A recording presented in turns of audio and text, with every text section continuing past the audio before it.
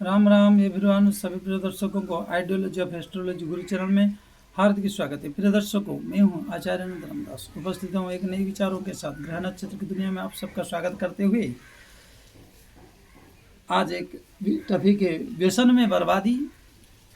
व्यसन करने के कारण और कुसंगत के कारण आपके जीवन में कितना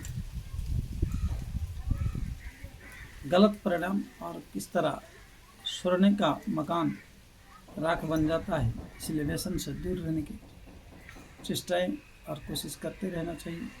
इसके ऊपर आज विचार करेंगे। तो आइए जानते हैं क्या है वो, कैसा है। और आगे बढ़ने से पहले निवेदन कर दूं कि जल्दी से जल्दी इस चैनल को लाइक, सब्सक्राइब, शेयर, कमेंट अवश्य करिए और पूरा वीडियो को देखिए, समझिए। कहीं अगर आपकी भी कुंडली में ऐसा हो तो गलत संगतों से और व्यसन से बचने की करिए, नहीं तो आपके पास आपके पिता के रखे हुए या पितरों के रखे हुए धरोहर को मिट्टी में मिलने में और राख होने में देर नहीं लगेगी। और प्रकृति की कृपा से, परमात्मा की कृपा से, माँ बाप की कृपा से जो मिली हुई शरीर की संपदा है वो भी नष्ट हो जाएगी। इसलिए उस नष्ट से बचने के लिए, व्यसन से बर्बादी, उसको रक्षा के लिए और आपका उत्तरदायित्व है।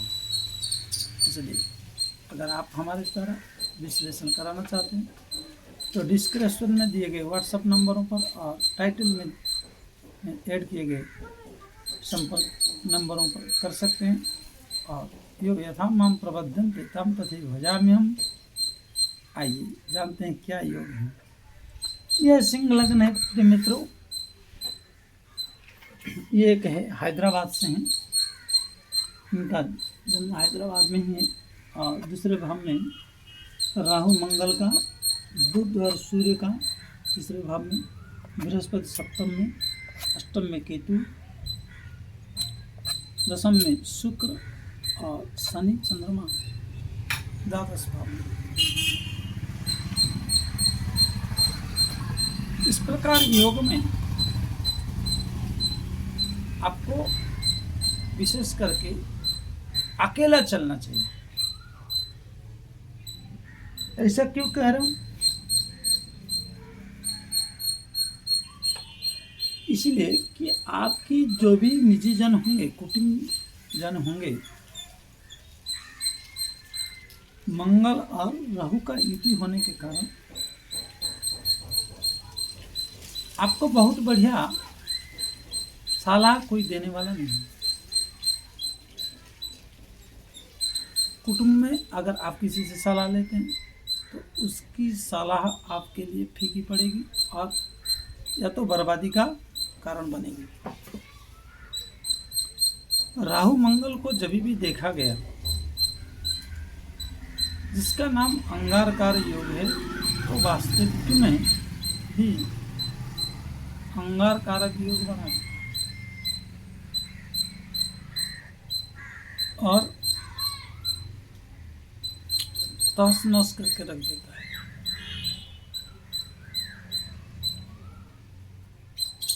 इसलिए कभी भी आपकी जो पारिवारिक जन हैं वो आपके लिए हितचिंतक साबित होना बहुत मुश्किल है।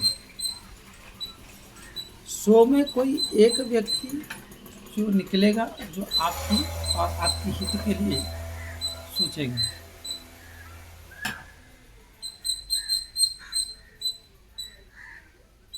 नहीं तो समस्या से आप घिरे रहेंगे,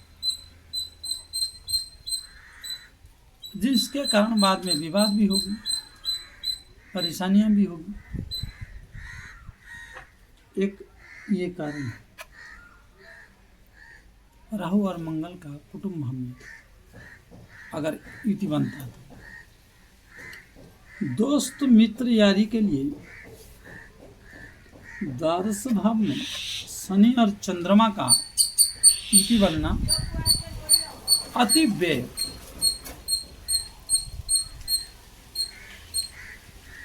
पैतृक संपत्ति जो है आपकी वो बर्बाद हो। अगर कुसंगत से पड़ गए और कुसंगत अकेले रहेंगे तो सेफ रहेंगे। अकेले रहेंगे मतलब क्या परिवार ना कर, नहीं परिवार करिए, मित्र यारी, मित्र और जो मित्र वर्ग का गठन करके एक जो परिवार में ले आना, घर में घुसा लेना, हर बात पर खान पान और घूमना फिरना, ये एक डेंजरस साबित हो, क्योंकि शनि चंद्रमा का द्वादश भाव में होना विषयोग है। आपकी साथी, आपके मित्र कभी भी आपको अमृत नहीं दे सकते हैं, कभी भी आपको अमृत का सोच नहीं दे सकते, अमृत का कार्य कैसे हो वैसे सलाह नहीं दे सकते। शनि चंद्रमा का द्वादश भाव में होना अपने आप में एक है जिसको स्लो पॉइजन कहा जाता है। सामने आपकी अति मधुर, अति प्रेम भरा वाणी बोलेंगे,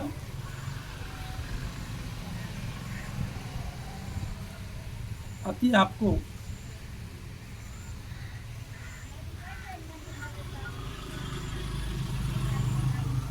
मुस्कुराकर बोलेंगे, परंतु उसमें जैसे चाशनी के मिठाई से ऊपर में चांदी का परत को देखकर व्यक्ति सोचता है कि ये तो सोने का परत चढ़ा है, चांदी का परत चढ़ा है, अच्छी मिठाई होगा, अच्छी क्वालिटी का है, परंतु ज़्यादा शक्कर उसी में होगा, क्योंकि मिठाई दुकान वाला इतने हाई महंगी परत चढ़ा रहा है तो निकालेगा कैसे प्रॉफिट। उसी प्रकार ये ग्रह युति आपकी जो परिवार की जो संपत्ति है ये है, तो आपके मित्र वर्ग आपको नशीली चीज खिला पिला के और नशा का एक माध्यम बनाकर, नशेड़ी बाज बनाकर या जुआ सट्टा से रिलेटेड या वेश्यागामी, इन चीजों को और चोरी, क्योंकि अष्टम भाव में केतु है, चोरी का गुप्त भाव है, चोरी करने का भी कारण बन सकते हैं। और जितने नेगेटिव विचारधाराएं हैं, जब शनि चंद्रमा द्वादश भाव में और मंगल राहु का किसी भी भाव में युति बन जाए तो यह व्यक्ति शीघ्र नेगेटिव विचारधाराओं को, नेगेटिव क्रियाओं को एक्सेप्ट कर लेता है और इतने जल्दी कैचिंग कर लेता है कि उसकी जीवन में तहस नहस तबाही आ जाती है।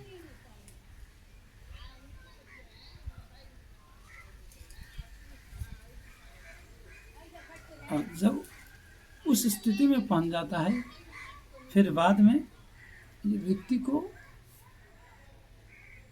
अंधकार दिखता है, मौत के सिवा दूसरा कुछ नहीं दिखता है।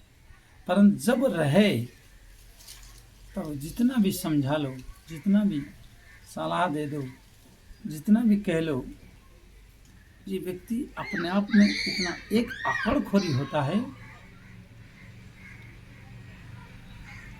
कि मानने को तैयार नहीं।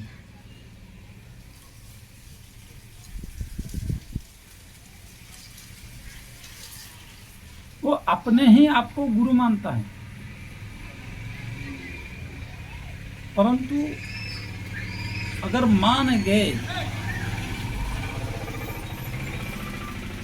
और अकेले निर्णय लेकर अच्छे पथ पर, अच्छे मार्ग पर चल गए, तो आपके लिए बहुत बढ़िया बढ़िया वरदान भी साबित होगा। क्योंकि केंद्र में, सप्तम में और दशम में शुक्र का होना, सूर्य बुध का जो यहाँ पर होना एक अच्छी जिंदगी दे सकता है, परंतु संगत से कदाचित आपको नहीं मिल पाएगा।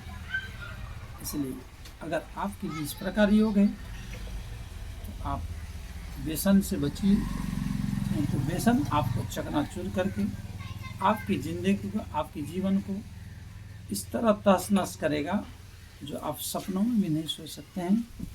और आप इस प्रकार योग से बचने की कोशिश करें। जानते हैं तो जल्दी से जल्दी अपनी जीवन को, कुंडली को खोल के एक बार देखना चाहिए।